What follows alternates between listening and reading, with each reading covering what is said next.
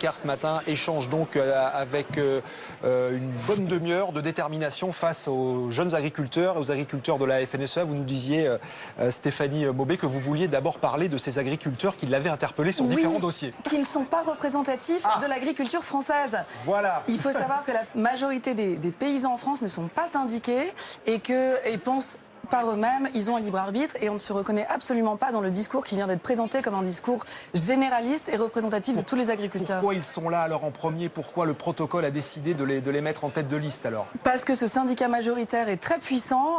Il faut l'expliquer, hein. Voilà, le syndicat majoritaire, la FNSEA et son émanation jeune, qui sont les jeunes agriculteurs, défendent un type d'agriculture qui n'est pas celui que défendent la majorité des agriculteurs, ni celui que plébiscitent les consommateurs. Et j'ai envie de dire que ce que eux ont inventé comme terme, l'agribashing, presque tant mieux. Heureusement que les consommateurs français nous demandent des comptes à nous. Heureusement qu'on doit expliquer comment on produit nos choix. Tant qu'un pays s'intéresse à ses agriculteurs, aux pratiques agricoles et à ce qu'ils mangent, c'est un pays à moitié sauvé.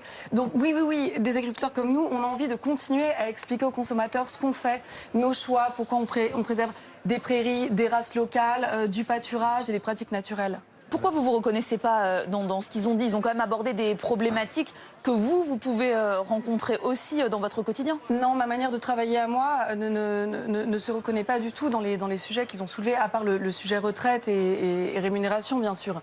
Mais le prix à l'export ne m'importe pas. Moi, je produis local, je vends local parce que je fais quelque chose de qualité qui est apprécié localement. Mon implication dans le territoire, elle est pleine et entière. Elle est cohérente et si tous les agriculteurs à leur échelle locale travaillaient de manière humaine sur des petites surfaces et vendaient en local, on ne serait pas dans ces demandes, dans ces conversations absurdes. On n'a même pas tout compris. Là, on est dans des conversations business, là, pas dans des conversations agricoles et paysannes. Bon, on a l'impression